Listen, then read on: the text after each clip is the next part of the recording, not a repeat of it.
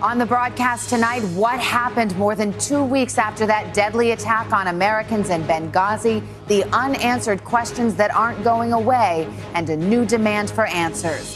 Hitting home, a stark reminder today of the struggle so many Americans are facing, even if they have a job. Where is Jimmy Hoffa, an enduring American mystery, tonight, why they're digging in Detroit? Apple's apology and an extraordinary suggestion from the head of the company: use the other guy's maps. And making a difference under the Friday night lights, something everyone can cheer about. Nightly News begins now. From NBC News World Headquarters in New York, this is NBC Nightly News with Brian Williams. Good evening. I'm Savannah Guthrie in tonight for Brian. It's been more than 2 weeks since the U.S. ambassador to Libya and 3 other Americans were killed at the U.S. consulate in Benghazi. Tonight, a rare reversal. Intelligence officials acknowledge they originally got it wrong. Patience is starting to wear thin with the pace of the investigation and shifting explanations from the administration. Tonight, members of Congress from both parties are demanding answers. And on the ground in Libya, the American officials sent to piece this case together can't even get to the scene of the attack. We begin tonight with our justice correspondent, Pete Williams, in Washington. Pete, good evening. Savannah, it is a highly unusual statement. The nation's top intelligence official admitting today that the first claims by the U.S. that the attack was spontaneous were wrong, but getting answers to exactly what did happen has not been easy.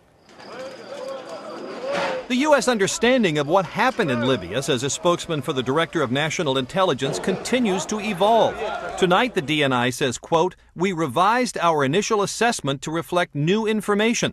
The intelligence community now believes it was a deliberate and organized attack. Some of those involved, it says, were linked to groups affiliated with or sympathetic to al-Qaeda. But it's still unknown whether any single person or group was in charge of the attack.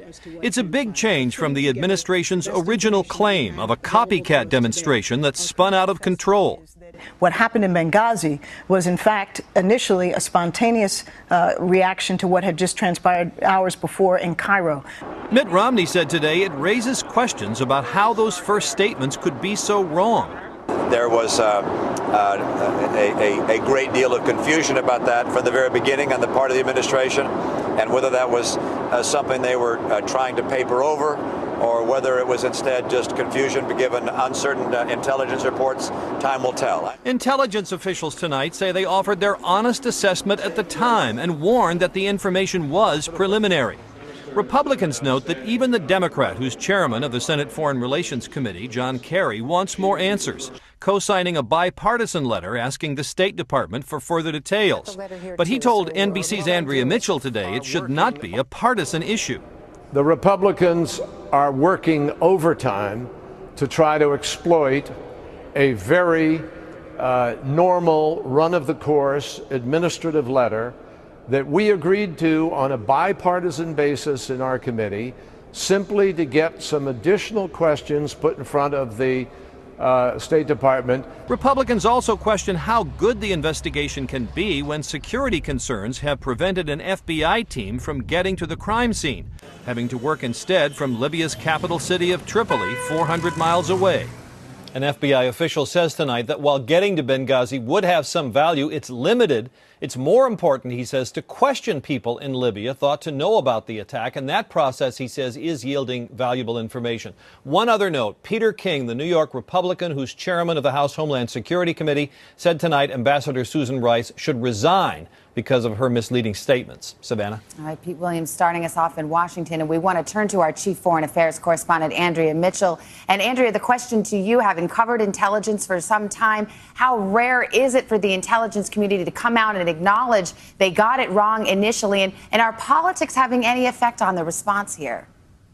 Well, first of all, it's very, very rare. As Pete was just reporting, it's very unusual for the Intelligence Committee to make this kind of admission. And politics are clearly in play. The questions being asked are, why did they get it wrong? Was it because there was a cover-up, or was it because they were trying to avoid acknowledging mistakes this close to an election?